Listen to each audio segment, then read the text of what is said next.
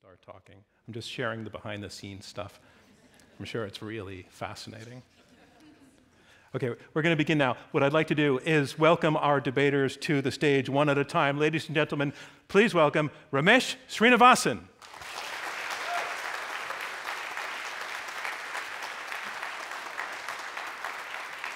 Marita Shock.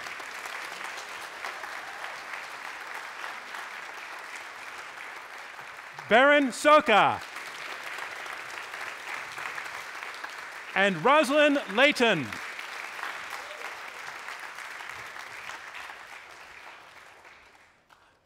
Okay, you folks are an applause machine. This is great. Thank you for doing that. If we can keep that energy up throughout the evening, it would really, really be appreciated. I want to remind you one more time about voting. If you just arrived, we're asking you to tell us now where you stand on this resolution by going to our URL. You can use your phone to it, iq2us.org/vote. You'll be prompted to cast a vote for the resolution or against the resolution or to declare yourself undecided. And we will be returning to that technology later in the evening after you've heard all of the arguments. So let's move on to the debate proper. And one more time, to help me launch atmospherically, I could use one more round of that spontaneous applause of yours. Thank you.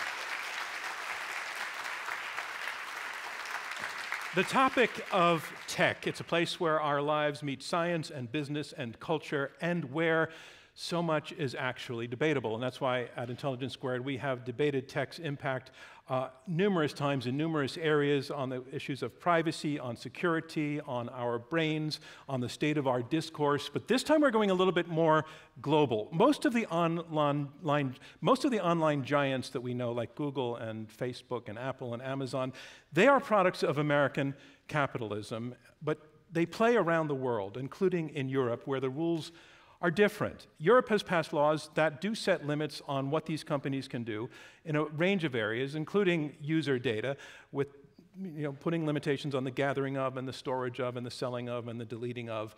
And some people here in the US, including some of the people who are now running for president in 2020, are suggesting that the US should do some of the same. So how is Europe's approach working out so far? Once again, then, on the topic of tech, we think we have the makings of a debate, so let's have it. Yes or no to this statement: Europe has declared war on American tech companies. I'm John Donvan. I stand between two teams of two who are experts in this topic, who will argue for and against that resolution. As always, our debate will go in 3 rounds, and then our live audience here at the K Playhouse in New York City will choose the winner. And as always, if all goes well, civil discourse will also win.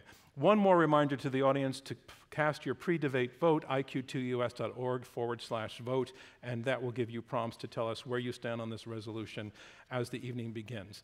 Our resolution, one more time: Europe has declared war on American tech companies. Let's meet our debaters. Please, ladies and gentlemen, first welcome Roslyn Layton.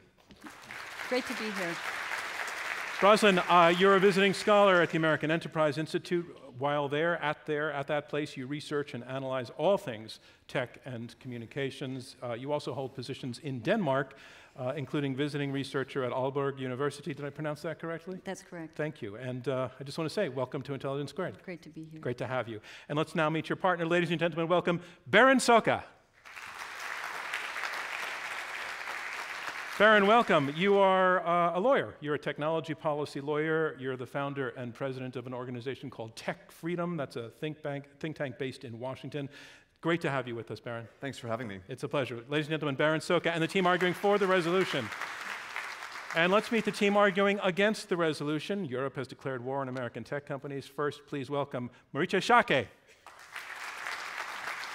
Marietje, you are a former member of the European Parliament, and you are now the International Policy Director at Stanford Cyber Policy Center. You have debated with us before. You have won when you have debated with us. I want to say congratulations, and I also want to say welcome back. Thank you. It's great to have you here. Thank you. And finally, let's meet your teammate, ladies and gentlemen, Rameshs Srinivasan. Ramesh, you're at UCLA. You're a professor at UCLA. You're a founder and director of the UC Digital Cultures Lab. You're also the author of a new book, Beyond the Valley, and it is great to have you joining us. I'm really happy to be here. Thanks so much. John. Ladies and gentlemen, the teams arguing for and against the resolution.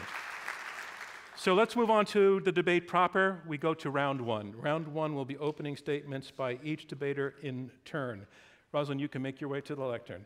Up to speak first in support of the resolution. Europe has declared war on American tech companies. Roslyn Layton, visiting scholar at the American Enterprise Institute. Ladies and gentlemen, Roslyn Layton. Well, thank you to Intelligence Squared for hosting this debate and to our colleagues. My team has one job this evening, to convince you that Europe has declared war on America's tech companies. Now, I'm an American, but I live in Copenhagen. I've lived in the Netherlands for 2 years and Denmark for 10. And I want Europe to succeed in the digital economy, if for nothing else, for my 3 European children. For 20 years, the EU has pursued very well-intentioned but misguided regulatory policies for the tech industry. They haven't succeeded to create the tech companies that they had want. There's no European tech company that you can probably name besides Spotify. In fact, the situation is so bad today that the Europeans feel no choice but to have to go to war to remedy this situation. In fact, the incoming EU president has said it's too late for the EU to build its own tech platforms. Paul Nemitz of the European Commission took it a step further and said it's the end of democracy. Now let's be clear about what this debate is about. This debate is about war, not competition. Competition is a merit-based contest in which companies attempt to win your favor with better goods and services. War, on the other hand, is a conflict carried out by force to undermine or destroy one's adversary. We will show you that the European policymakers no longer want to compete. They want to subjugate American tech companies. Now, we're not debating whether American tech companies are problematic. They are. We're not debating whether American tech companies behave in ways that can be greedy and arrogant and untrustworthy. They do.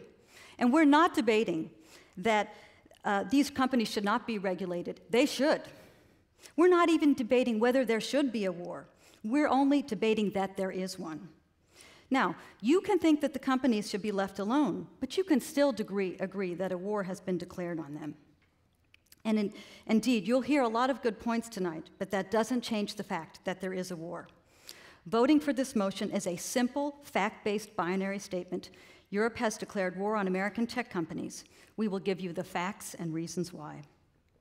Now, our distinguished opponents are likely going to say, the EU's just conducting policy. They're not waging a war. Well, if you ask the European leaders, they'll say the time for policy is over.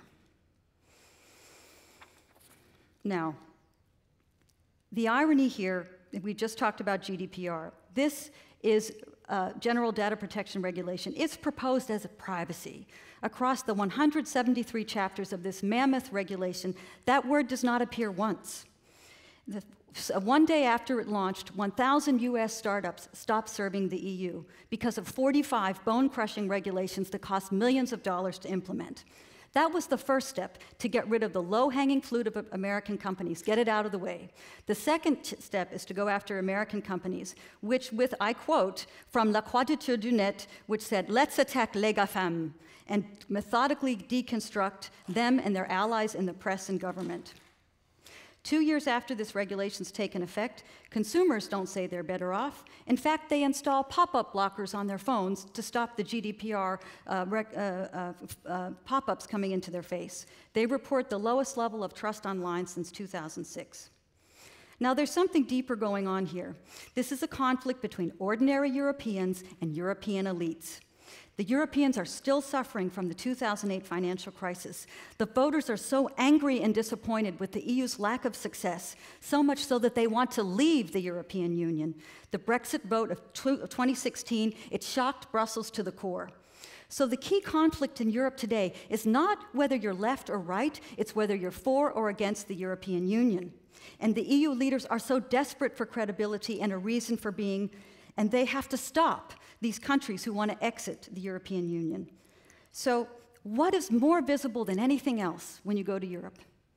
It's American technology. The iPhone, Google Maps, Amazon Prime, WhatsApp, you name it, all of these things that Europeans use. So the European leaders think if they can overcome American tech companies, if they can show the EU is good for something, then maybe they will love the European Union again. Now, it didn't have to be this way. In the year 2000, Europe thought it would lead the world in the tech economy. It was a time of optimism and promise. The communist countries were welcomed into the European Union. There was the euro and the GSM standard for global communication. Nokia and 5 other European companies made phones in Europe. Legendary startups like Skype and Angry Birds, and the region accounted for 1/3 of the world's total investment, and treasuries were filled with billions of euros from the spectrum auctions. But where is Europe today? 2 years behind on 5G. And the capital has gone away, and Nokia and Skype were bought by Microsoft. And all of this is so tragic because it didn't have to be that way. And there's so many deserving, well-educated, and hardworking people. So Europe has declared war on American tech companies, but it's a war of desperation. And these policies haven't worked, so they feel like there's only one option left. They have to dismantle the companies that stand in the way of their legitimacy. Now, Berin is going to describe the story in more detail. He'll show you it's not just a war against US tech, it's a war against our technological future. By the end of this debate, you will have no doubt that Europe has declared war on American tech companies, and you will be able to vote for this motion. Thank you, Roslyn Layton. And that motion, again, Europe has declared war on American tech companies, and here to make his opening statement against the resolution is Ramesh Srinivasan. He is founder and director of the US Digital Cultures Lab. Ladies and gentlemen, Ramesh Srinivasan. Thank you, everyone. It's great to be here with you. I start with a quote.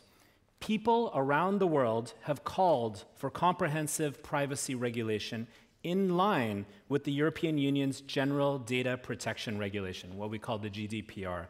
And I agree. Mark Zuckerberg said that, founder and CEO of Facebook. Far from being at war with the European Union, we can see how in Zuckerberg's own words and stated desires, how European Union regulations, specifically the GDPR, which he cites, are consistent with the founder of Facebook's own stated goals. In my remarks today, I will explain why it's important to oppose this motion and why the European Union is not declaring war against American tech companies for several reasons. First of all, customer-focused branding. American technology companies are focused on customers in ways that respect their public appeal, in ways that are actually consistent with the European Union's own policies toward technology companies. So if you actually want to look at what the European Union is actually implementing, it's consistent with the branding and the public statements of American tech companies. Second, European Union regulations assist technology companies to reach their citizens and consumers. So, and you can see European Union as actually as conciliatory, as diplomats, as communicators with technology companies in this manner. Third, we can see actually how the European Union regulations actually support liberties of all kinds. They support the liberties of business interests, they support consumers, and they actually support a free market of ideas by supporting all these different types of interests. So let me start by just reminding us how the internet was founded. I'm at UCLA, and the first node of the internet is right next to my office. It's right next to where I go and get coffee sometimes, and run away from my students sometimes too. The internet was publicly funded by American taxpayers. What about the web? The web was a non-profit scholarly communication system for scientists to share information with one another. So in a sense, there would be no internet without the government. There'd be no internet without public regulations of some form or public subsidies of some form. And in fact, there would be no technology companies without the internet, and therefore the government itself. So let's look at these brands, as I spoke about earlier. Apple calls its retail centers town squares. It's almost like Apple appears to be something like the state or the government. Apple claims in its branding that its technology engages in privacy protections.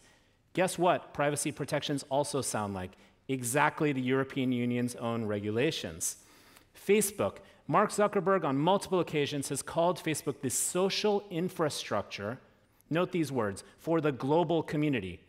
Is there anything more public in its branding than that? Is that not consistent with a part of the world who has consumers and citizens saying, here's how we can work with you, big tech companies. Here are ways our consumers can actually engage with you.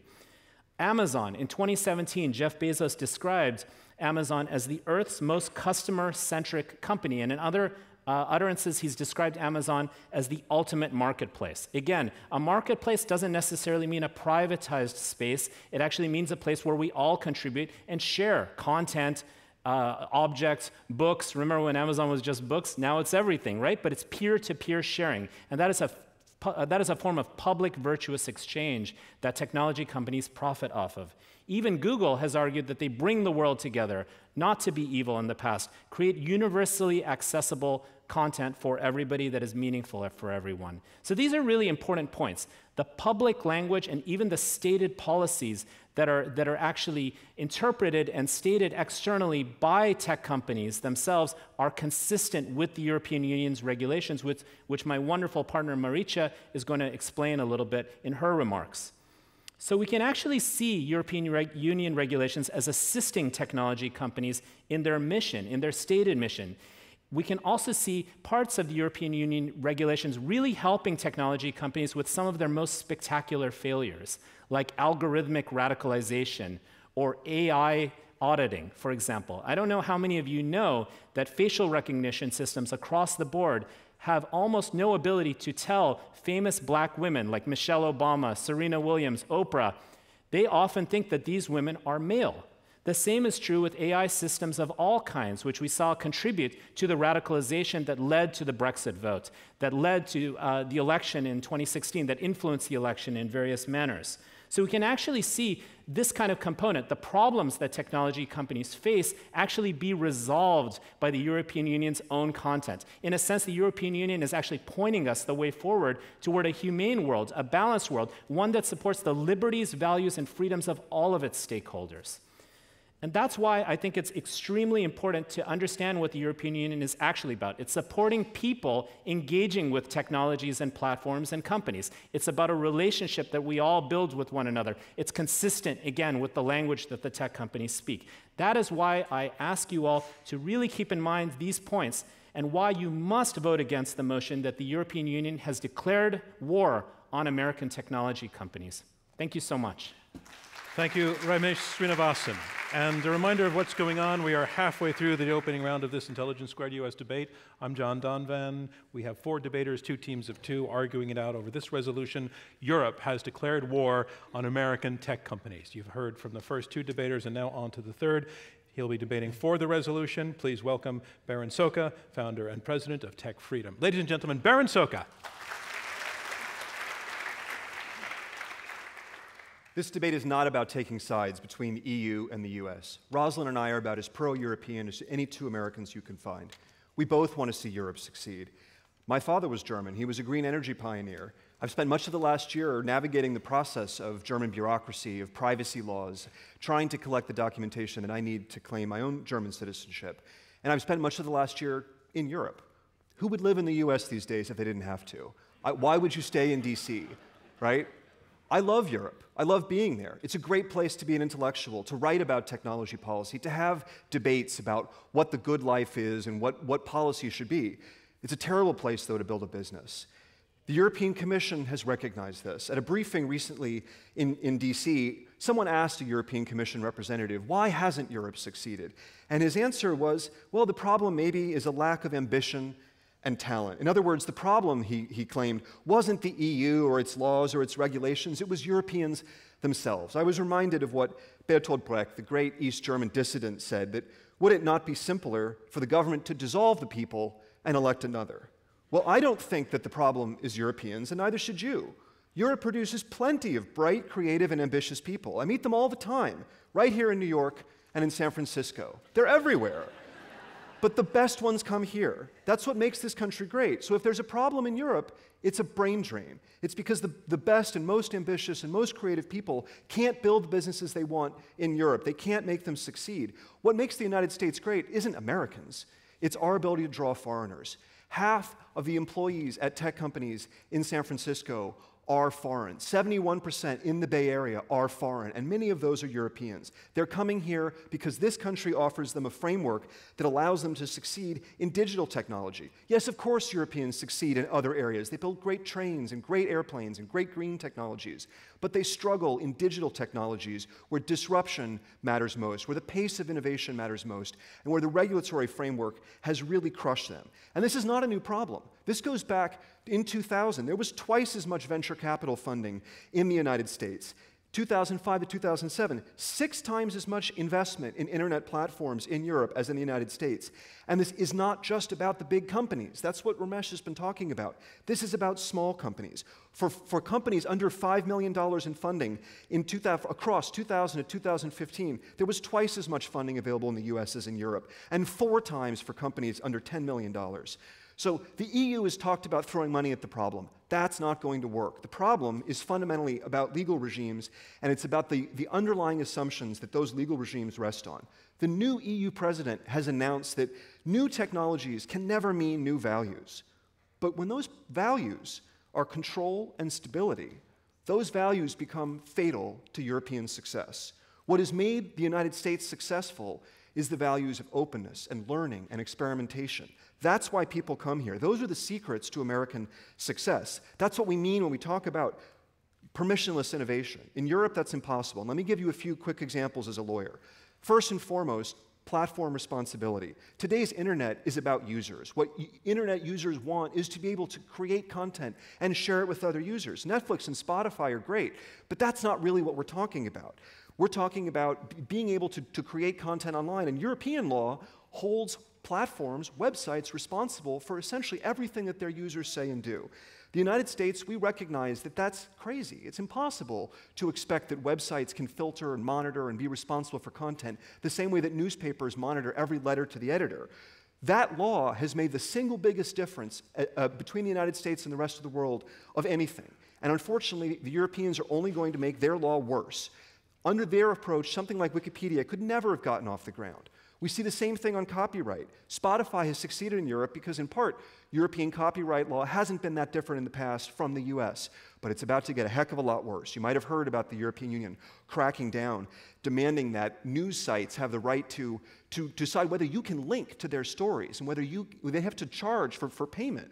They're also requiring mandating, filtering for websites. These are mandates that only the very largest tech companies can actually support. These are not things the smallest companies can do. And these things have been framed explicitly in terms of trade war. This is about control, about making sure that European companies don't have to change and adapt. The same is true for privacy, right? The GDPR isn't really about privacy. It's about that framework of control and stabilities. It's a system of controls that the biggest companies, yes, the biggest companies have adapted. They can manage those things. The smallest companies can't, and neither can nonprofits. In my research, I came across genealogy.net, the largest German genealogical site. For 23 years, volunteers provided genealogical information to anybody who wanted it. But GDPR came along and they had to shut down. They could not do business, a nonprofit non-business, of offering their service as volunteers in the world of GDPR. That's the kind of response that the market has shown to European regulation. Churches have stopped sending out bulletins to their users. The first privacy case in Europe to have criminal penalties back in 2003 was about a church member sending out a bulletin to her email distribution list. And finally, the European Court of Justice could literally shut off data flows between the United States and Europe overnight. What is that if not a war? It is a trade war. It is about the European mentality of control, and it's killing Europe. Thank you, Berin Szóka. Our final speaker on the resolution, Europe has declared war on American tech companies, Marita Shock. She's a former MEP and International Policy Director, now at Stanford Cyber Policy Center. Ladies and gentlemen, Marietje Shock. Beat this with the very, very strong proposition that Europe has declared war on American tech companies. Now, I don't know how many of you have recently spoken to people who've actually experienced war. In Iraq, in Syria, and in too many places all over the world, we see bloodshed, violence, refugees, displacement, rape, and the worst kinds of atrocities that we can imagine. And I'm very glad to say that Europe and the United States are not at war. In fact, we're living in peace, thanks to... But words have meaning, and let's not displacement, rape, and the worst kinds of atrocities that we can imagine. And I'm very glad to say that Europe and the United States are not at war. In fact, we're living in peace. Thanks to the coalition that we've had since World War II, we live in peace. Now, does it mean that we always agree on everything? No. But words have meaning, and let's not throw big words like war around frivolously. We have too many people throwing around big words too lightly, if you ask me.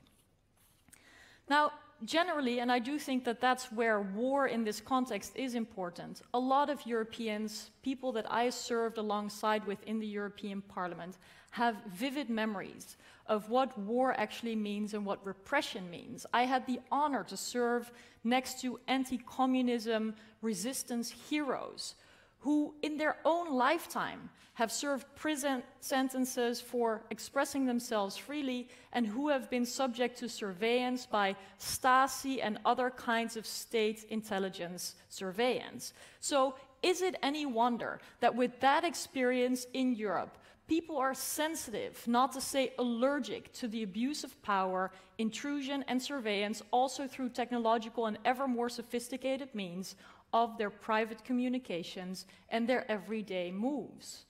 The right to privacy in Europe is a fundamental right, and that also means that governments have to protect their citizens from abuse.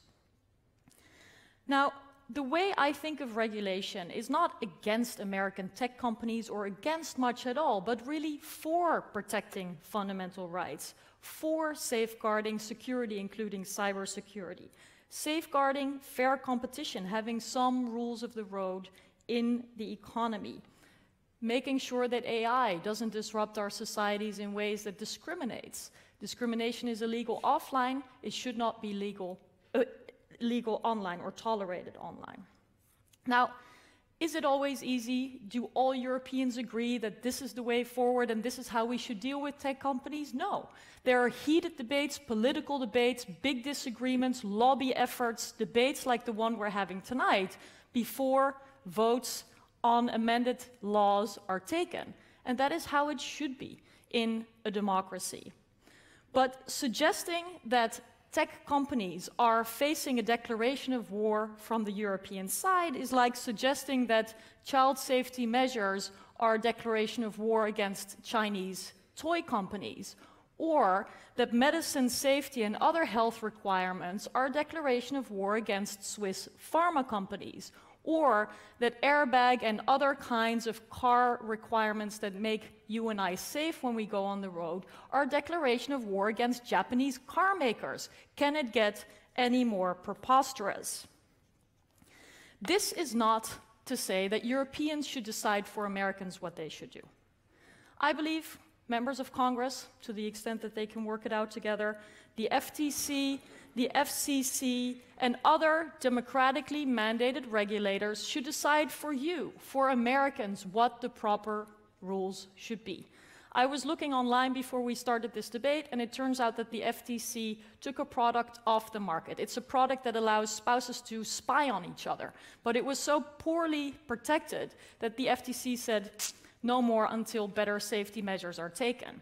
I hope none of you are subject to these kinds of services, but they're available freely on the market, and that is allowed in this country. I think there's awakening up here in America that a lot of people think there might be room for more oversight and more rules for the digital economy.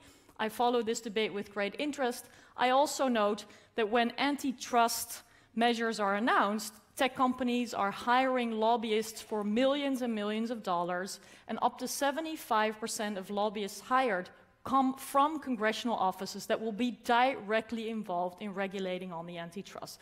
This revolving door, it's your American freedom to work that way. That is up to you. But similarly, it is up to European lawmakers, those who are democratically mandated, to regulate for the kinds of safeguards of fundamental rights and freedoms, for a fair economy, against discrimination and whatnot in the way that they see fit. And in fact, the EU has inspired Tim Cook, CEO of Apple, who called for privacy laws mirroring European ones.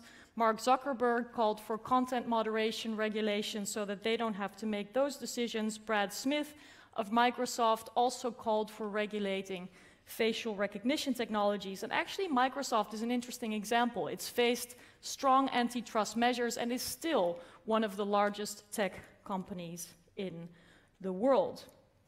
So, to conclude, I would say it is absolutely necessary that democratically mandated lawmakers regulate for the protection of very, very elementary freedoms and rights of people, fair competition in our economies. It has nothing to do with the atrocities of war, and I'm very happy because I stand here with a big transatlantic heart. Vote against the motion, Europe has declared war on American tech companies, and let's continue the debate on how we can do regulation in a democratic way together. Because in all of this debate, we haven't mentioned China, that is actually developing a governance model of technology that goes against all the liberties and freedoms that we cherish in the free world. Thank you. Thank you, Marita Shock. And that concludes round one of this Intelligence Squared US debate, where our resolution is Europe has declared war on American tech companies. Now we move on to round two, and round two is where the debaters address one another directly, and they also take questions from me, and in a little bit of time, questions from you, our live audience here in New York. We've heard the team on this resolution, Europe has declared war on American tech companies. We've heard the team arguing for the resolution say that they are not against regulation. They don't think these companies are perfect, but they say that Europe has built over many years a regime of regulation that is well-intentioned but is misguided and has led to stifling of innovation and basically success, and that in response to that, Europe has now set out to crush the competition presented by American companies by imposing the same sorts of regulations on them. In other words, they are talking about the motivation behind the regulation. After Europe blew it, this was Europe's way of catching up. They say that Europe is a terrible place to do business and that the motivation behind these regulations is about control, not supporting or providing conducive environments for the success of American businesses there. The team arguing against the resolution, Marita Shock and Ramesh Srinivasan, they are saying that, first of all, they make the argument that they don't think war is an appropriate metaphor for the state of play, but they say that the motivation behind the regulation is not to control or crush U.S. companies, but actually to respond to a demand by the public, that the public has serious concerns about privacy and other forms of abuse by large companies, of which they cited several examples. They say that the regulations actually are liberty-based, that they are in place, built with the intention to facilitate business, but also to facilitate it in a way that is ethical and responsible to social concerns. So before we move on, I want to say something about the choice of the word war. It was our choice. This team rose to the occasion of using that metaphor. I don't think that we are going to hold you responsible to compare what you're talking about to the atrocities of war. I think it's good that you brought that point up. I think what the point we're trying to say, and you actually made this point in your opening statement, Roslyn, is that you believe the motivations of the regulation are, in fact, to crush and destroy the competition. That in that sense, the regulations are not benign, but they're actually motivated by a desire that goes beyond competition. So having cleared that up, I want to actually start by going to you, Berin, and there's a point you made that puzzled me and how it fits into your argument. You were saying that the regulations in Europe have driven Europe's best talent to Silicon Valley, which sounds to me like European regulations are doing American companies a favor. So can you please pack that into your argument? Sure. Well, in any war, there are always refugees, right? So Europe's best and brightest have come here, and we welcome them with open arms. But look, this is a war, right? Clausewitz said that war is the continuation of politics by other means. We have trade wars. This country, unfortunately, is engaged in a series of self-defeating, moronic trade wars at the moment, right? They're not trade wars that anyone in this room would support, just as I don't think that most Europeans support the war that I think that the European regulatory establishment is engaging in, but they are engaging in that war nonetheless. And I want to be clear about this. There's a variety of motives, right? We can never speak of Europe having a single motive. Some people, some politicians are bringing antitrust cases because it's a great way to make headlines. They sound good and they advance their careers. They get enormous settlements, $5 billion claiming that Google doesn't compete with Apple in the operating system market. Right? That's crazy. We all know that of course they compete, right? What I think this war is really about is not so much crushing and destroying American companies, it's trying to tame them and make them pliant. And in fact, our opponents have made this argument for us. They have just told you that all the biggest companies in the United States are falling over themselves to say, yes, of course, we love what Europe's doing. Of course, we can implement those regulations because they can. I'm not concerned about that. Well, let me break in, because you made a number of points. I want to let Ramesh respond to some of what you just said. Yeah, sure. So a couple of quick points. First of all, the web, you may not know this, the web was actually created in Switzerland by a British person. So you want to talk about some sort of innovation that has blown our world over, the web comes out of the European Union. A second point is that almost every major technology company has a substantial set of offices or employees in the European Union itself. A big reason why so much of these technology companies have emerged is, of course, because Americans are brilliant and wonderful, and there's a great environment for that, but also because of the early adopter situation. But Ramesh, yes. Can you be responsive to the point that Berin was making, that it's really about control, it's about taming, it's about bringing these companies down? I'd say down a notch. So if that were the case, if what I read from Mark Zuckerberg was actually if that was actually the point that he was trying to make, he would be out as CEO the next day, right? Because Mark Zuckerberg's goal is one goal primarily, right, which is to grow his company, allow his company to expand. So what Mark Zuckerberg is clearly identifying, which we also see, and that was the point I tried to make, by the sort of stated policies and behaviors to some extent of every American tech company, is to try to attempt to develop some balance at this point. And that balance is consistent with the EU regulation. So my point, again, is that this argument is really, these leaders of tech companies are not doing this because they are tamed. They're doing this because they're realizing there's a pathway forward whereby they can avoid all of these huge problems that have emerged in the last several years. Okay, so Roslyn, what we're hearing your opponent saying is that bottom line, Ramesh is arguing that the regulations, you're not quite putting this away, but are doing these companies a favor. They're giving them assistive situations. Right. So if we accept that they're profit maximizing companies, I would be very concerned as a policymaker when any tech company comes to my door and says, please regulate me, because there's a profit motive behind it. This is a touchstone concept in the economics literature called regulatory capture. Regulation is created by industry and it's operated for its benefit. There is nothing that the EU would like better than to have maybe 2 or 3 large American tech companies which it lords over and controls all the little things, and it's all going the way the EU wants for its 5-year plan, rolling out this time at version number 7 in the 7th month at the 9th hour and so on. That's how they want to do it. Now, Americans know it doesn't work that way, but we have this kind of history where government and industry makes an unholy alliance. Look at the Ma Bell telephone network, 1913, set up to say universal service. This meant that one company gets to control the market, and the government blessed that. So all of that history over the 20th century, it was so bad, the prices were so high, the innovation was so deterred that the Department of Justice had to break up the collusion between the FCC and the private company.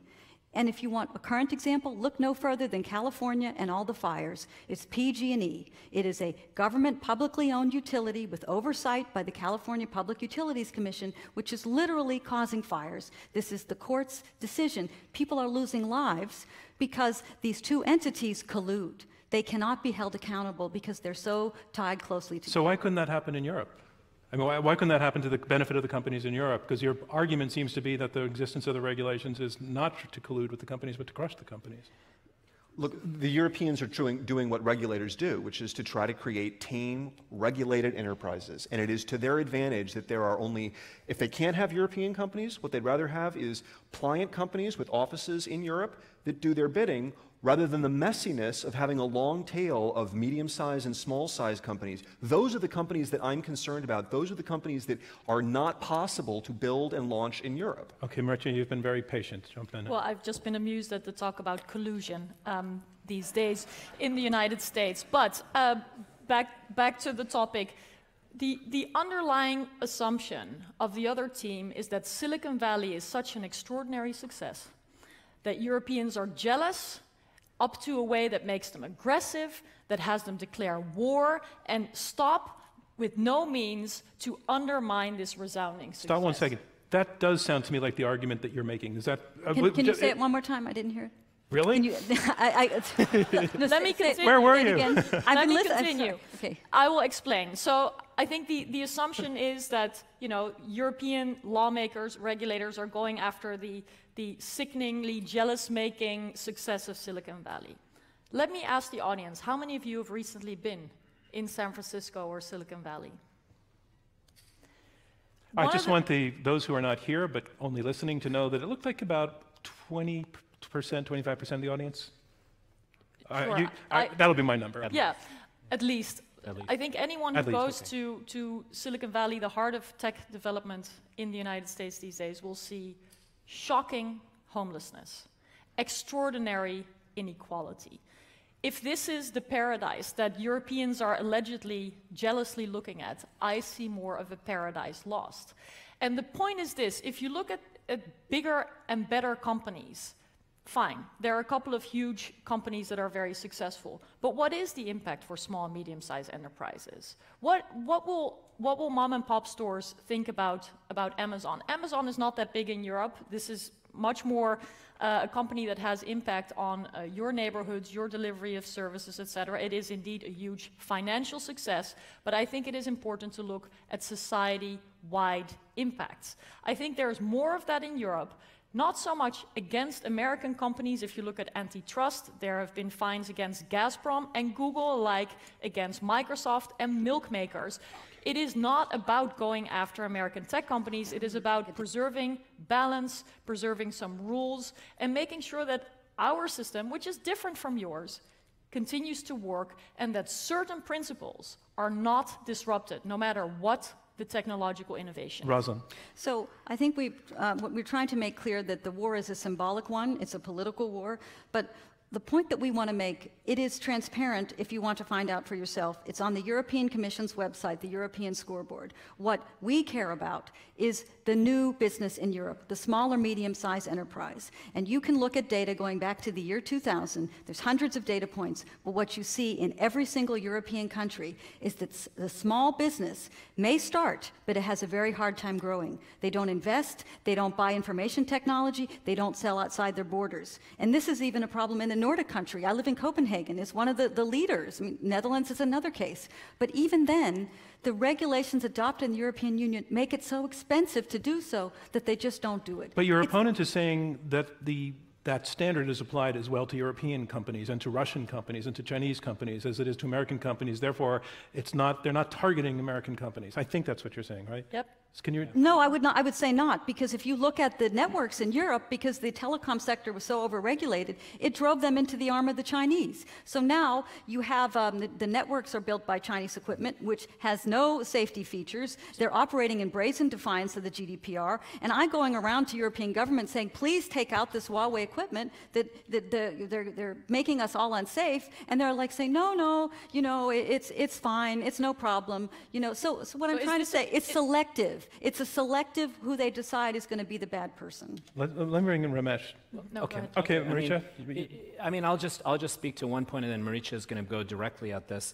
It's as if, so 2 points actually. One is that we can imagine how, and this is actually starting to occur in various places since the GDPR has been passed, how the GDPR can actually influence a business ecosystem to emerge in relation to these technology companies and these new policies. For example, companies that might emerge to help people with protecting their data, companies that might emerge in the civil society space, nonprofits, to kind of help people understand their digital rights and surveillance issues and privacy issues. It's as if the motion basically says that that the only way to be not at war with American technology companies is to blindly accept 24/7, 365 surveillance, behavioral manipulation, algorithmic bias. But that's an extreme statement of what the resolution doesn't go that far. Right, but if you take it to its logical extreme, it could be that, right? Because this is the. But I don't think your opponents are suggesting that it is taken to that logic. The resolution itself, right? Okay. Well, look, I want to ask you one question that came from the other side, and, Sure. and this is it was brought up in Berin's opening.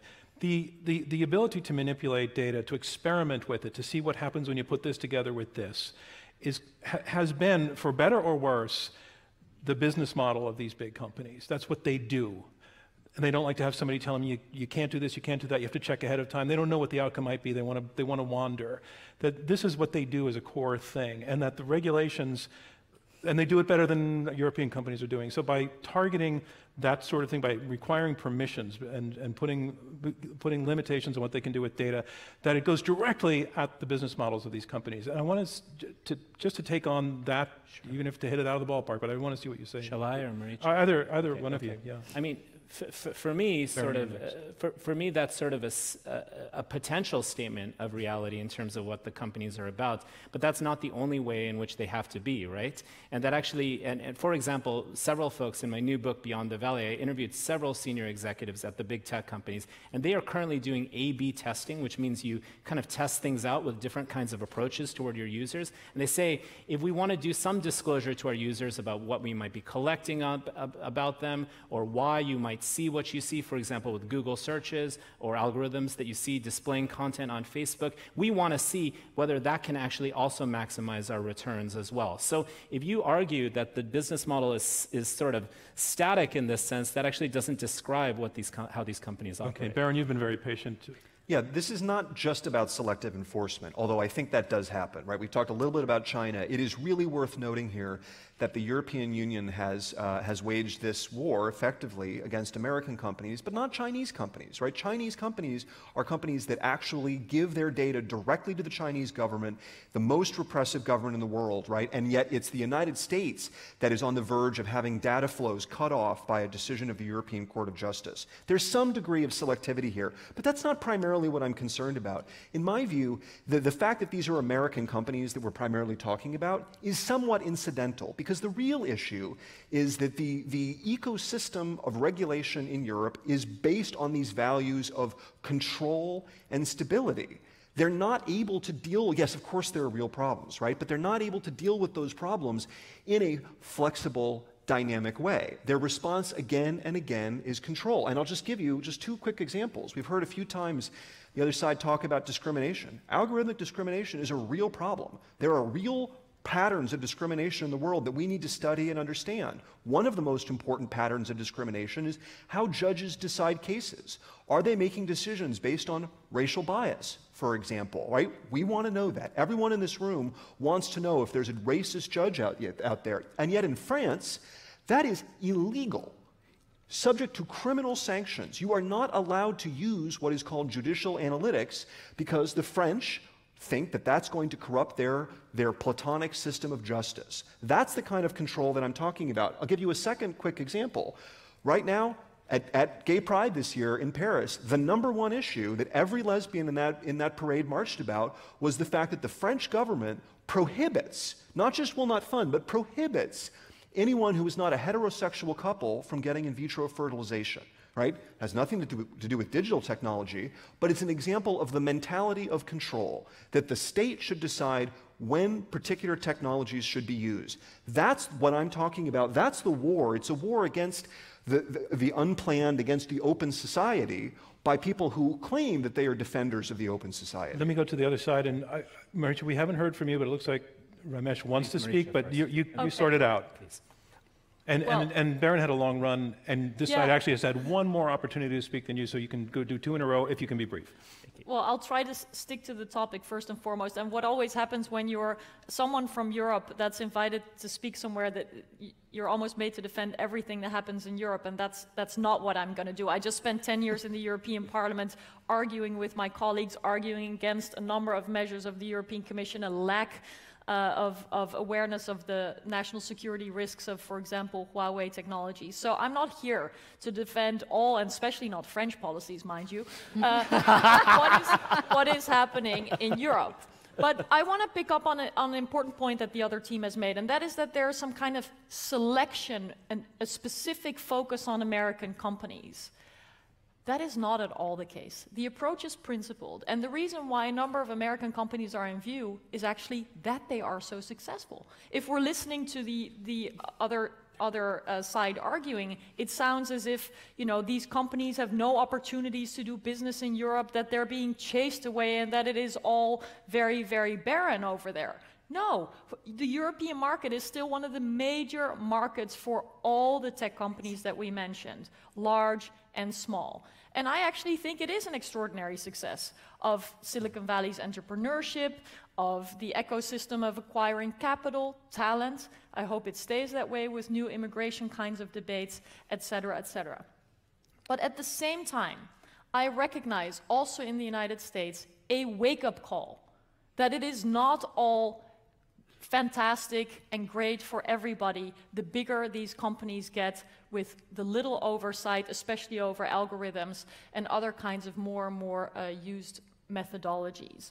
And so I believe that the question also in America is not so much whether there will be regulation. That bridge has been crossed. The question will be what kind of regulation.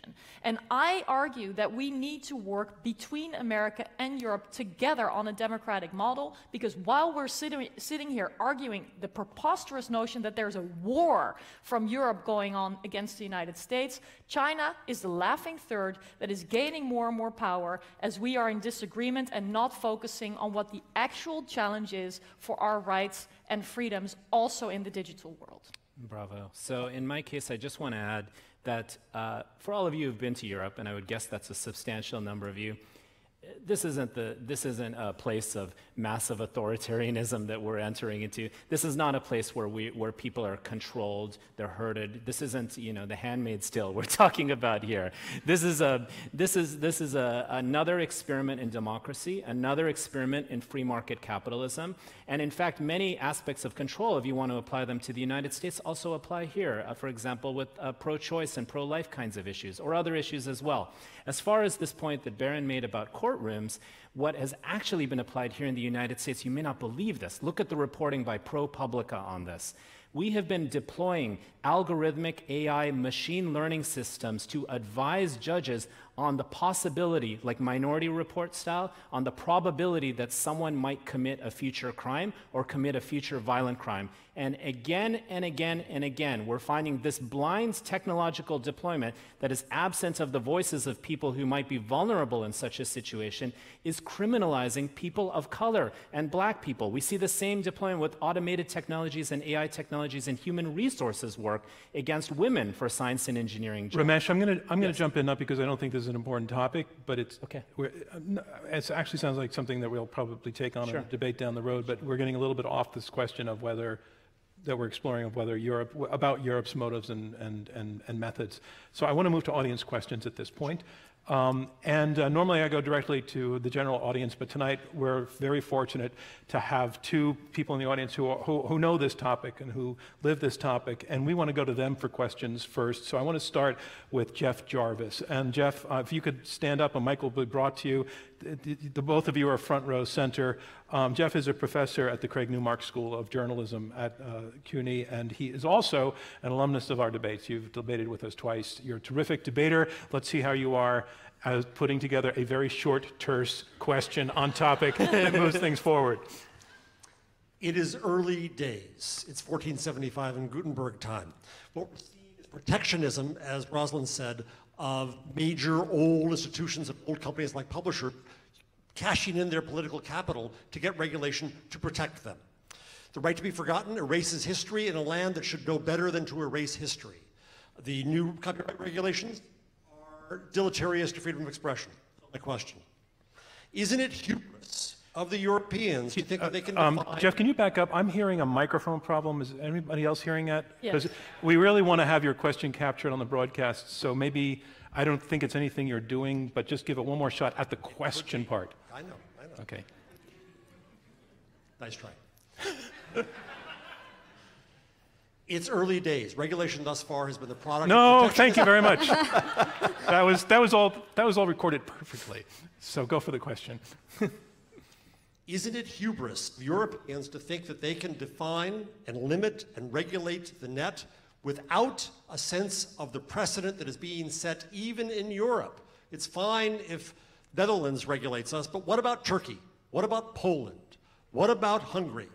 What about our own government in the United States? Who is to say that government is our best protector of our newfound overdue freedoms? Or to put it more provocatively, who died and made Europe the protector of the world and the future? Okay, that was a little bit debatey, that question, but but I'm gonna pass it. So, do you want to take it, Marietje?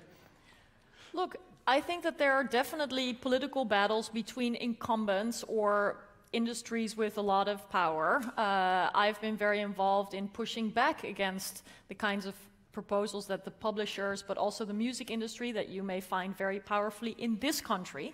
You know, record industry, movie industry are very, very American dominated, very, very heavily pushing for the kinds of copyright protections that do not benefit newcomers and tech companies. So I think that this is not so much a European-centered discussion. This is a discussion that you will see in any society where there is disruption of old industries and the question what comes in their place. It is always easier for incumbent industries to lobby against a new regulation that's going to be disadvantageous to them. And I think you've seen similar debates, for example, on copyright here. I don't know how many of you remember, but there was this Stop Online Piracy Act and similar proposals here. So again, I think this underlines that some of the discussions we have, questions about how do existing laws apply in the analog and in the digitally connected world? How do we deal with certain disruptions in a way that it doesn't exclude all kinds of people, whether it be minorities or small and medium-sized enterprises? How do we deal with this in open societies and democracies together? This is not America versus Europe, but this is something that we have in our societies. Sorry. No, you don't have to be sorry. I'm sorry for interrupting. I just, in the interest of moving on to different topics, that was a point that you've landed several times, so I wanted to let the other side respond a little bit. But you're very courteous of you to apologize to me for interrupting you. And now, Roslyn, I just want to ask you, it sounded to me like Jeff's question was kind of in support of your side. He was sharing your outrage and indignity. Sure. Well, thank you, Jeff, for the question. I think you do bring up an important point, and it's a fair one. I had quite an honor to earn my PhD in a Danish university where I studied the multi-stakeholder model, which I would say is probably the most important contribution of the modern left to our policy discourse, to our policy capabilities. And one of the best things about the internet was we use multi-stakeholder model to manage the growth and the emergence of the internet. And I studied internet regulation across 50 countries and looking at all the different instrumentation. And I learned that there's a spectrum of different kinds of measures that you can use. And if you want to be intelligent or scientific about it, you'd actually test the different measures and see which one provides the best outcome. And, you know, quite interestingly, multi-stakeholder works very well because it allows different stakeholders to come together. They can exchange information, they can learn, and the system can evolve. It's not static.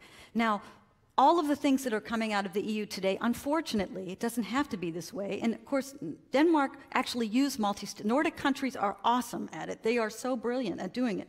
But I compared this kind of bottom-up approach to what you would see in maybe Holland or France, top-down command and control. Okay? When you have emergent technologies, you need to have things allowed to be tried. They have to be experimented. Then you have to test them. Now, we do have large platforms today. That doesn't mean that they get a pass, but there are new questions around artificial intelligence. If you read the GDPR explicitly, it's illegal to do that in European Union today. You can make that argument. So what I would say is look at the spectrum of options, test them like a scientist would test them, make randomized controlled trials, and then make your decision. Okay, again, I feel like we just really departed and took a left turn on the topic that we're discussing. It's all very interesting, but at the end of the evening, you folks need to vote on what you think Europe is doing to these American companies. So, anew, Bradford, I'd like you to rise.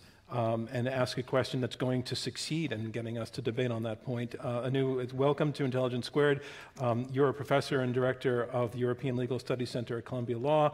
You're also working on a new book. The title is The Brussels Effect: How the European Union Rules the World, relevant to our topic tonight. What's your perfectly constructed and extremely brief question that gets the debaters to elucidate more the question of whether Europe is at war with American tech companies?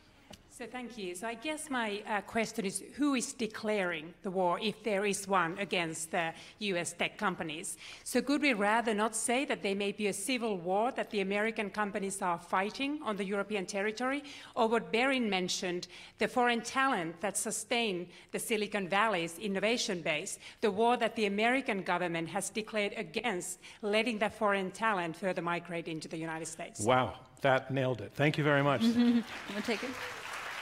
Berin, you want to take that? Yeah, it's a great question, and I should have made this point more clear. I don't think this is as simple as the US versus Europe. I think a lot of what's happening in Europe is that European policy is being weaponized by American companies against each other. The big tech companies are perfectly happy to have the GDPR as a regulatory barrier to entry. It costs millions of dollars to comply. Microsoft, Google, Facebook, of course they can handle those burdens. Smaller companies can't. In the United States, of course, we would love to have more European contributing to our economy. I'd be all in favor of that. I just want to give you two examples. So, can you make it one? SOPA. So Marietje mentioned the Stop Online Piracy Act of 2012, right? That law would have been draconian. It would have looked a lot like the copyright directive that's just passed in Europe. And the difference fundamentally between the United States and Europe is that we stopped that law because that law was fundamentally inconsistent with the American values of openness and experimentation. And in Europe, it has been controversial. I'm going to give Europeans credit, but that is now the law of the land. The values of control and stability triumph. It's not because Europe is authoritarian. It's because incumbent industries with established interests manage to continue to control the regulatory apparatus. Sometimes they're European, sometimes they're American, but the war that they're waging is essentially a war against the messy, unplannable future in which, frankly, those companies are all American. Because the companies are American. Yeah, okay. This is the critical point. To get back to the debate, so here look. Why do that? Okay. The critical point here is that European policymakers are essentially waging war against digital disruption, against the dynamism that has defined the digital revolution for 20 years. And on the other side of that debate, it just happens that all of the companies essentially whose burden this is falling upon are American because it's here in the United States that those companies have been able to take off. So you're saying it's not an anti-American animus, it's an anti-success animus. And it ends up being a war against American tech companies. I don't think it's because... And Roslyn, the other part of Anu Bradford's question, who declared war? Who's declared war on the U.S.? So, and again, we're understanding that we're not meaning war in the very technical right. sense. So the thing is, we could have a whole evening discussing all the countries, the various levels of government, the different policy actors. You know, it would be interesting. But there are many different. There are many different actors. You have the new president in her manifesto. You have, for example, very strong policy actors as activists, saying let's dismantle the companies, and they're serious about that. They don't like commerce. They want the companies to be destroyed. You have a guy like Paul Nemitz in the European Commission. You have various members of parliament. I don't say that they speak in a uniform voice, and they're not monolithic. You have many different nation states with different particular views, but there's a lot of grievances. And so it's when you have these various, what unites people, unfortunately, under those circumstances, is a war. And to say these problems through our economy is because of the big tech industry, that's a great way to get people to pay attention to you and to vote for you. I want to go to whoever wants to speak on the other side. Sure, I'll go. It looks like you both want to go. But since they had two in a row, I'll let you. Okay. But again, we want to move on to more questions. We have about 9 minutes left, so if you could each be 45 seconds. Yep. Okay. So this term disruption, this is just sort of a term that we kind of bandy about, but what does that actually mean? There are so many European technology companies that are innovative in a range of different manners. I worked for multiple years for a machine learning AI company. Guess what? It ended up being bought by an American company. This is an example of the kind of collaboration that can occur across borders. I think most importantly, I just want to make the point again that the internet is a global phenomenon. As different technology companies offer services, platforms, etc., and they approach different markets, is it not appropriate for people in those markets to say, hey, here are the ways in which we can work with you. Here are the ways in which we can reach your customers. This is not a phenomenon, to Berin's point, of just about Facebook, though Facebook is totally agreeable to these policies, as I pointed out earlier. This is a point about having the ability not to protect, but to work with extraterritorial companies in different types of manners. This is about diplomacy and communication in this manner. Marietje. I think the implication is that when you suggest that any initiative to regulate is a declaration of war from the European side, the question is, what does an unregulated space look like? And I believe that Americans are waking up to this. You only need to look at the debate between Democratic presidential candidates to hear a number of proposals of how to sort of curb the excessive and unregulated, maybe libertarian kind of way in which the tech companies are disrupting various aspects of this society. Today, 47 attorneys general, I'm talking about American state attorneys general, have joined their investigations into antitrust practices by Facebook. This has nothing to do with Europe. Maybe Europe was a little bit ahead in understanding the disruption, maybe because it confronted the European system of, for example, social welfare and the right to privacy in a slightly different way than it did American principles. But the idea that any regulatory initiative is an attack against the tech companies is something that regulators and politicians in this country are not accepting it. I want to go to another audience question, but first I do feel that you're mischaracterizing the extremity of your opponent's argument. So let me just ask you, are you saying that any regulation amounts to an act of war? Just a yes or no? Absolutely not. Okay, I didn't think that you were. Let's go to some audience questions. If you raise your hand, I'll call on you. You've seen some questions modeled and right down in the front, and wait for the mic. By the way, if you can hold the mic like that, there's an antenna at the bottom. I think that might have been what was interfering before, if your hand touches that. And can you tell us your name? Hi, my name's Georgia. I'm from Australia, so just another country to throw into the mix here. What I want to get to is a point that Marietje made before about the idea of regulating for European citizens or regulating against companies, because although the motion talks about companies, what are companies for if not to serve us, the people? It's not just about the big tech companies and who works for them. So I kind of just wanted to bring it back to people here and what would be better for us in this situation, and how should we take that into regard when it comes to these different policies? Let me take that first too, Ramesh. Could you repeat that question briefly? Could you repeat the question? Please. Sorry, I know you were probably distracted, but I prefer that you do it. Cut out briefly. Yeah. I want to bring it back to the people, so not talking about the actual tech companies or the people who work for them, but that the tech companies should be in service of us. So what is better for us? Is it better for these tech companies to be regulated? And this is the us, both citizens in the US and Could we rephrase it? Could we rephrase it? Would it be better for the users if, in fact, Europe succeeds in crushing these companies, which is this side's premise, and then we'll take it to the other side, which refutes that premise? Well, obviously the answer is going to be no, so never mind. Debating question now. Yeah. So absolutely. What the European Union has been putting forward is just an example of common sense balance, right? It's sort of, I have argued in my own personal work, in my new book, Beyond the Valley, for a digital bill of rights, a balanced digital world, right? As we see privatized technologies that we don't understand what's being gathered about us, we don't understand how that's being monetized, we don't even realize that our credit card records can be bought and sold. That's a place of invisibility, which can open itself to having very little control, which can also open itself to all of these problems we're starting to face. So what the European Union is doing is just leading in a way that in my mind is pro-innovation, is consistent with tech branding, right? Big tech branding at least, in a way that balances things, that is good for consumers, good for small businesses, good for big tech companies. Let me take George's question again to try to frame it in terms of what we're debating in the resolution to your opponent. So what I heard from Ramesh is his argument that the motivation behind the regulation is to do right by the customers. You're arguing that the motivation behind the regulation is to punish American companies for their success, that you need to give them room to catch up. So what about their argument that actually the motivation behind the regulations, the whole reason they exist, is not over a matter of competition and trying to create advantages, but is to do right by European users? I think the fundamental motivation is not punishing Americans, it's fear of the unknown and of people doing things differently, right? This is not about Europe over-regulating. This is about the fact that Europe effectively does not have a digital tech sector.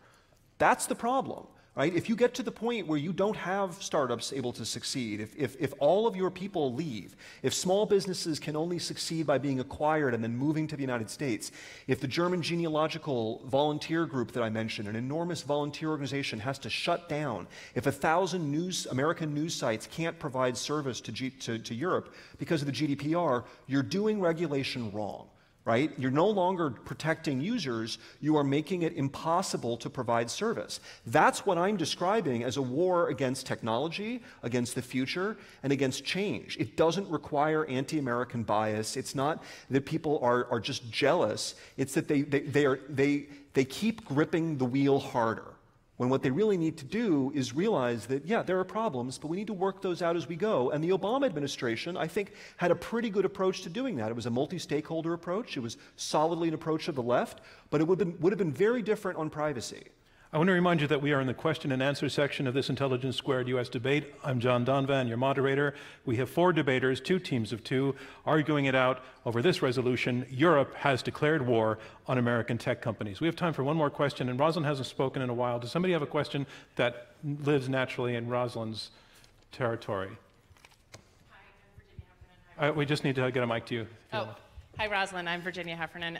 I still don't understand, and I know we're supposed to be very careful about the war metaphor, but since it's in the resolution, what counts as an act of war? So we've thrown around the word regulation a lot. I'll give you just one example how I, as a consumer, was influenced by some European regulation, even using the internet in the United States. So I'm a regular user of Twitter, compulsive, obsessive, lifelong user of Twitter. And I was getting, like a lot of people who are disinhibited by Twitter, I was making incendiary statements and hearing back in rape language and Nazi language. I need you to get to your question. Okay. So Germany instituted something where the tech companies, Twitter was fined $6 million, something like that, for every 15 minutes that Nazi statements stood. As soon as that happened, I moved to virtual Germany. I set my location for Bad Germany on Twitter, and I've been free of Nazi language and rape language for 2 years. I can't say I feel especially inhibited. I don't know how innovation was cut down because of that, and I don't know how that could possibly constitute an act of war. So, well, good for you that you could move with your feet, and you have followed your bliss to go to a place where you're happier. Okay, no, I thought you said that you moved to Germany. Okay, so... I want to clear up for the people who can't hear that Virginia Heffernan has clarified that she moved virtually, through a VPN. Yeah. So... Right. So for you, what, in terms of... Germany and Brooklyn. Some of the European laws violate America's First Amendment. So whether you like that or not, any person who gets their First Amendment or company can take it to Supreme Court and it can be struck down. So that is the first challenge. Now, the thing that we're getting at is we accept that they're big companies. They need to have a higher standard. That's fair enough, okay? Twitter is one thing. We're talking about the bottom-up companies, the Twitter of tomorrow, or the church, or the genealogy company that's Berin. Can they afford to have the standard you're talking about? If we look at California, on January 1, they are set to put their version of the GDPR, which in my opinion is even more strict. It's going to cost California $70 billion, okay? The benefits are expected to be $5 billion. So the costs exceed the benefits by 14 times. And those who are going to bear the cost are the 99% of companies in California that have less than 500 employees. Now, I talk to a lot of people on the left who think it doesn't matter that it costs money, right? But it may matter to someone who wants to start a business that won't be able to use data, that will have to find a different field, a different area. And I think that that's what some people want. They don't want to have innovation in data. I'm sorry. Yeah, Berin, I want to let the other side have a crack at this, and we're a little over time, so if you can do 15, 20 seconds. In your particular case, that's worked out well for you, but you're not seeing the unseen cost of that. Requiring platforms to take down content immediately means that they can't exercise any judgment in doing so, and anything that anyone might suggest might be harmful comes down. That means chilling a significant amount of speech. It makes it very difficult to operate a platform for discussion. Maybe Twitter can handle that. A lot of speech comes down. Certainly no one else can. And I'm concerned about all of the websites out there and their ability to operate, which they can't do in Europe. One more round from the against side. I'm giving Marietje all our time. Go for it. Yeah. Well, I think the question that you asked, or the example that you gave of the requirement under German law to take down pro-Nazi content shows that this is not against American companies, but is for safeguarding principles that are typical for Germany, that are debated in Germany, but that come from a place that is legitimate. Not all Germans will agree that this is appropriate in 2019. Some Americans will like it, some Americans won't. I think that the point is that democratically elected representatives and governments have the legitimate right to look at how laws should apply, whether it's about tech companies or transport companies that are more traditional, whether it's companies from China or from the United States. And that is the whole point. What I see, and I've served in European Parliament for 10 years, I've been part of these heated debates of what the proper regulation is, how we should not regulate. I'm a liberal in the European sense, which means I believe in not so much regulation, believe it or not. It would be easy to get a different impression this evening, but I do think that even the most open markets, even the most open societies require some rules of the road for fairness, for fundamental rights protection, and for preserving freedoms. And that concludes round 2 of our Intelligence Squared US debate, where our resolution is Europe has declared war on American tech companies. And here's where we are. We are about to hear brief closing statements from each debater in turn again. They will be 2 minutes each. This is their last chance to prove to you which side is more persuasive, because right after they speak and sit down, you're going to vote one more time and choose our winner. On to round 3, closing statements. To make her closing statement against the resolution, Europe has declared war on American tech companies. And Roslyn, I'll give you a minute to get up there. Here is Roslyn Layton, visiting scholar at the American Enterprise Institute.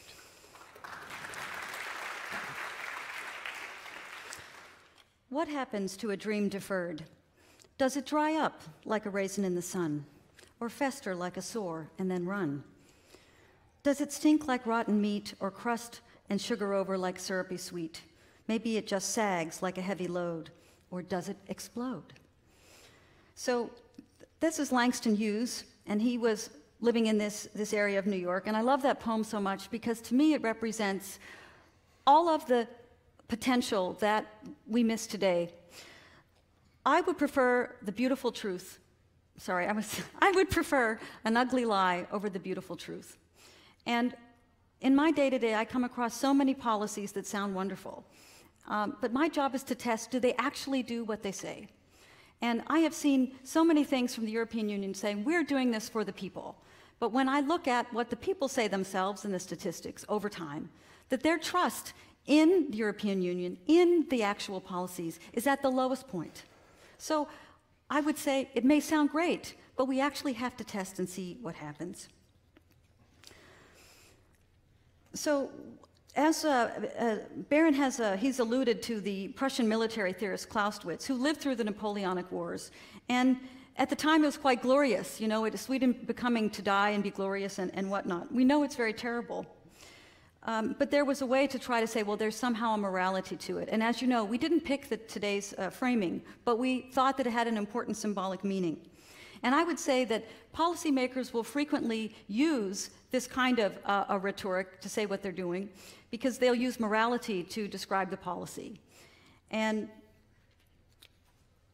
so in this case, the way that they've talked about the American tech companies, that they want to break them up, that they want to destroy them, that they want to put them under European control, it does amount to a type of war. And so I hope you've seen tonight that we've shown you that Europe has declared war on American tech companies. And I ask you to vote for this motion. Thank you, Roslyn Layton. And the position against the motion, Europe has declared war on American tech companies, its first speaker summarizing will be Ramesh Srinivasan, who is professor at UCLA. Thank you all. It's been a pleasure to join you, pleasure to debate with you. I want to first bring to your attention a Vox poll that was done recently, right here in the United States. Americans across political stripes, across economic classes, across geographic regions, all together support technology regulation. In what way? A far more powerful set of regulations, breaking up technology companies than what we see proposed by the European Union. So what we actually see occurring here is this groundswell that is global in its scope, wanting a balanced world, wanting approaches like regulations that have been good for tech companies. Think about net neutrality as an example. That's the best friend to many big tech companies. So what we actually are right now arriving at is an incredibly important moment. My colleagues on the other side have argued that disruption is somehow a uniquely American phenomenon. They haven't been able to define clearly to me what disruption is. What if I argue that disruption is developing business models that are balanced, that agree with what almost every internet user now agrees with, that agrees with the world that is balanced, that agrees that small enterprises and small businesses that thrive on a secure and balanced climate is the best way to go? I have argued that branding, with branding and statements made by technology company magnates themselves are consistent. In fact, they are defining the EU regulations themselves. I have not seen any evidence that the European Union, in fact, my personal experience is the opposite, that the European Union is not a place for technology innovation. And in fact, the web itself comes from the European Union itself, much like the internet itself comes from public funding. Public-private partnerships are the way to go. There is no evidence that the European Union's regulations are harming businesses. There's no evidence that shows that European is some sort of defunct technological ecosystem. And that's why it's so important to understand that we need a balanced world in the image of our collective humanity. And that's why I urge you to vote against this motion that Europe is somehow declaring war on American tech companies. Thank you so much. Thank you, Ramesh Srinivasan. The resolution again, Europe has declared war on American tech companies. Here to make his closing statement in support of the resolution, Berin Szóka, founder and president of TechFreedom. As I said before, this is not about big companies. This is about small companies and nonprofits and everyone else who builds internet tools. Those tools do not take off in Europe. It's simply not possible. They have taken off here in the United States because we've had a legal environment that makes it possible to hold user content without being sued for everything your users do. We have a system of copyright law that doesn't drive you out of business. The European Union has made it and is making it even more impossible to build those services. This is not an argument against regulation. You don't have to be a libertarian to recognize that there's a war here. This is about the United States making innovation possible and Europe not. That's the war. It's not about picking necessarily on American companies.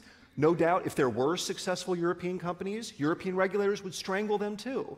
And the fact is, they already have. They just strangled them in the crib, so you never saw them. The only ones that exist because they're services like Spotify. Right? They're great services. I love them. They don't rely on user content. Right? They don't need the kind of protection that we have here in the United States that makes those services possible. Right? So the evidence is right in front of you. I've talked about the distinction in venture capital investing, and what you've heard from the other side is primarily the companies, they can live with this. Right? What they're talking about are the biggest companies.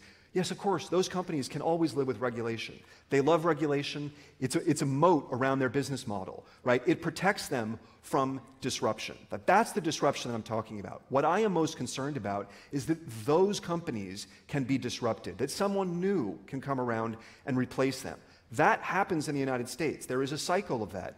That cycle has been short-circuited in Europe. And that's why I'm asking you to vote for this motion to recognize that, in fact, Europeans, unfortunately, the European Union has declared war against American tech companies and indeed against the thing that has made innovation possible here in the United States, openness and experimentation, and instead Europeans are prizing control and stability. Thank you, Berin Szóka. And our final speaker against the motion, Marita Shock, former MEP and International Policy Director at Stanford's Cyber Policy Center.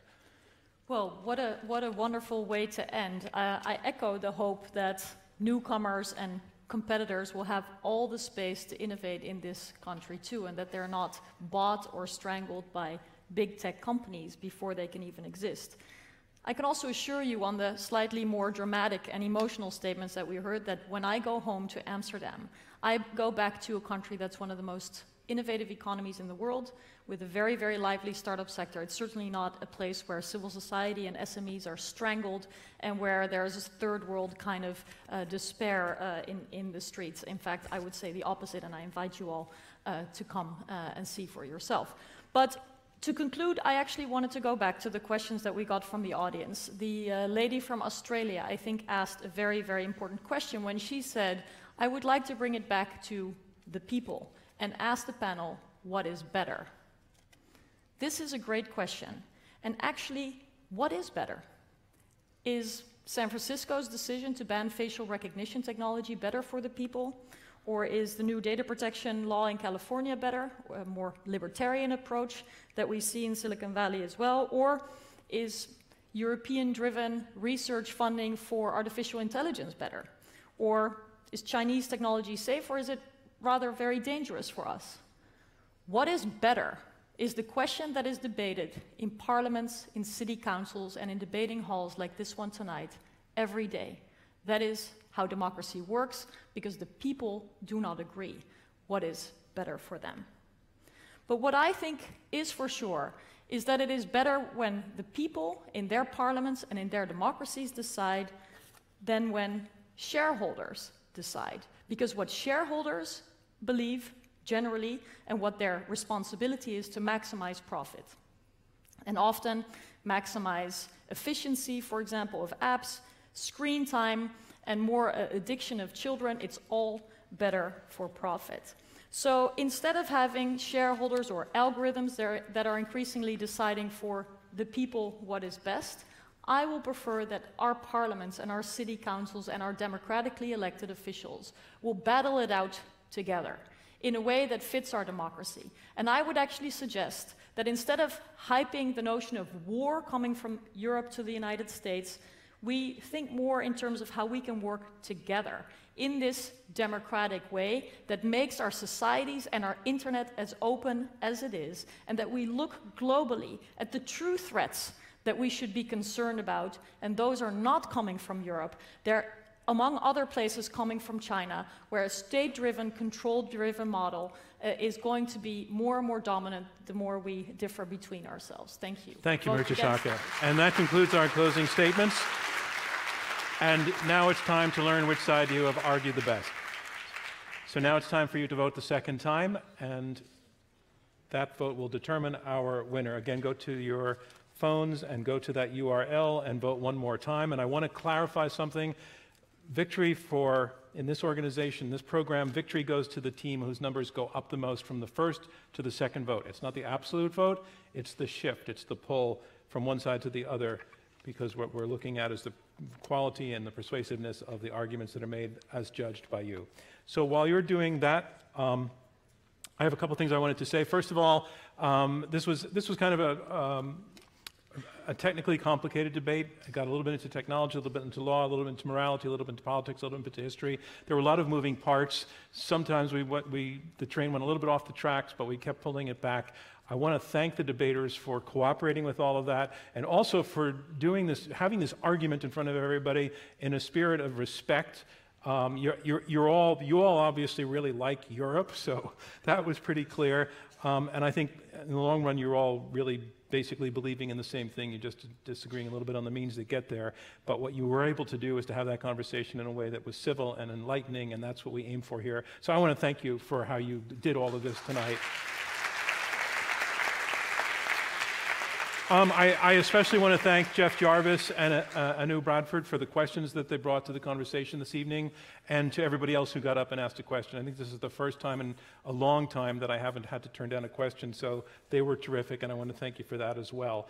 A little bit about things that are coming up for us. I'm sorry, I have to flip through the card to get to the specifics of it. Right now we're in the middle of our fall season, and we have some debates coming up in the next few weeks that really touch on some kind of classic and eternal arguments that we haven't taken on before.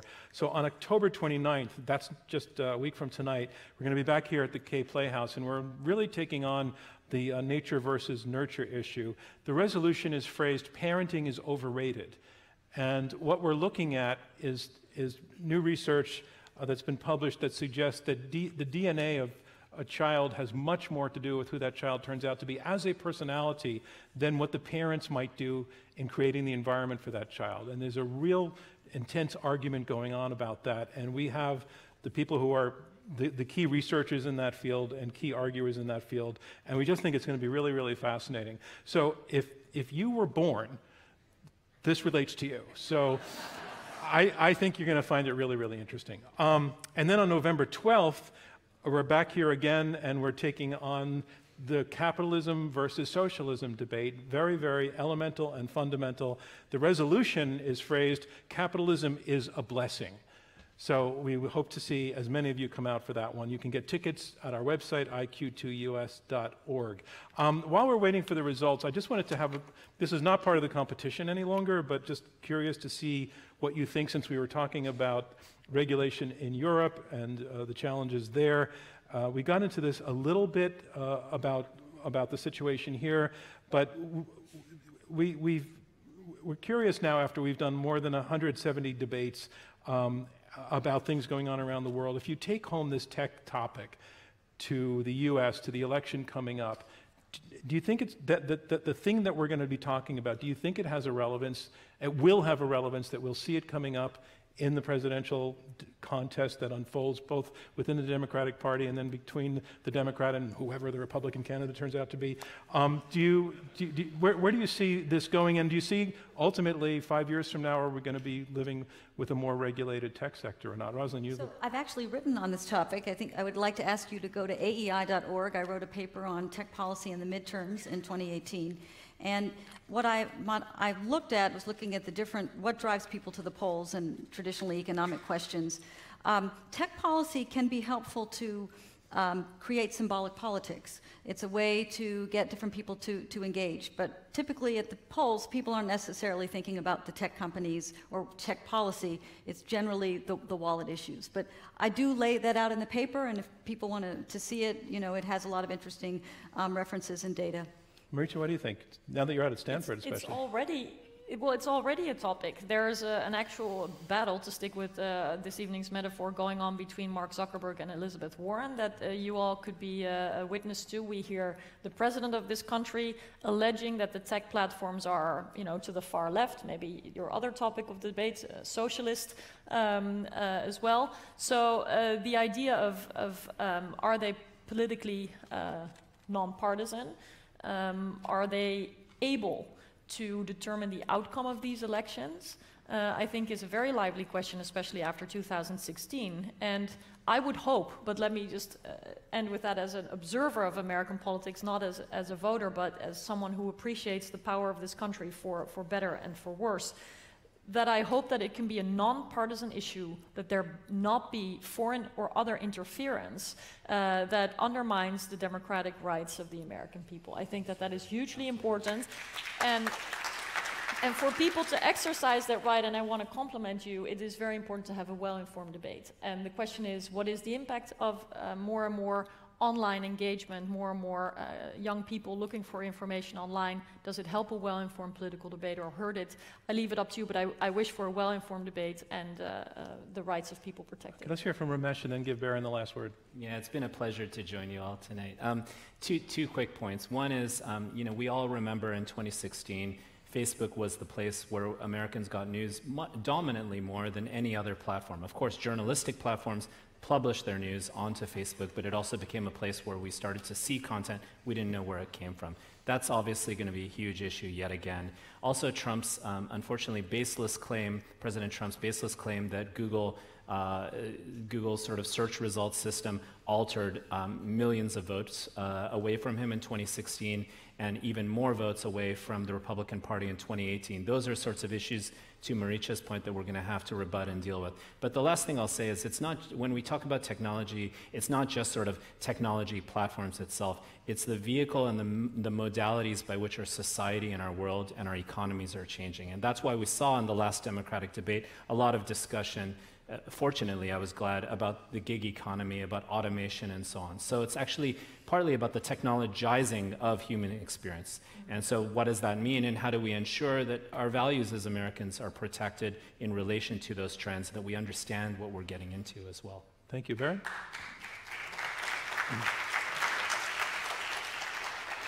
Well, unfortunately, we see growing bipartisan agreement that the U.S. should work more like Europe, that we should have more control from the government, and that the platforms themselves should be more in charge of who says what online. Right? That's what Donald Trump says. That's what you hear from Elizabeth Warren as well. Right? I think that's profoundly disturbing. And unfortunately, it's a situation, as I've emphasized time and time again, that Facebook ultimately can manage, but nobody else can. The smaller platforms, the smaller companies that could have taken off in the past simply will not be able to do so. And we're going to be in a more and more controlled, if you will, oligopolistic future, because people are cracking down on the very fundamentals that have made it possible for one company to come along and replace the next company in the United States, right? We're talking about making platforms responsible for everything their users say and do online. That is the kiss of death for small companies. So we're going to leave with a smile on our faces. I guess not. All right. Thank you for all of those thoughts. They're very, very interesting and insightful. It's all in. I've just received the results. Remember, it's the difference between the first vote and the second vote that determines our winner. Here's how it went. On the resolution, Europe has declared war on American tech companies. Before the debate, in polling the live audience here in New York City, 30% agreed with the resolution, 23% were against, and a very large 47% were undecided.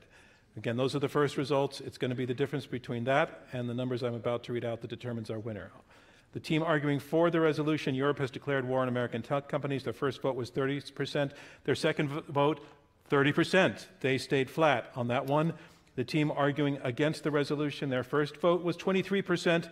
Their second vote was 64%. They pulled up 41 percentage points. That makes them the winner, the team arguing against the resolution that Europe has declared war on American tech companies. Our congratulations to them. Thank you from me, John Donvan, and Intelligence Squared US. We'll see you next time.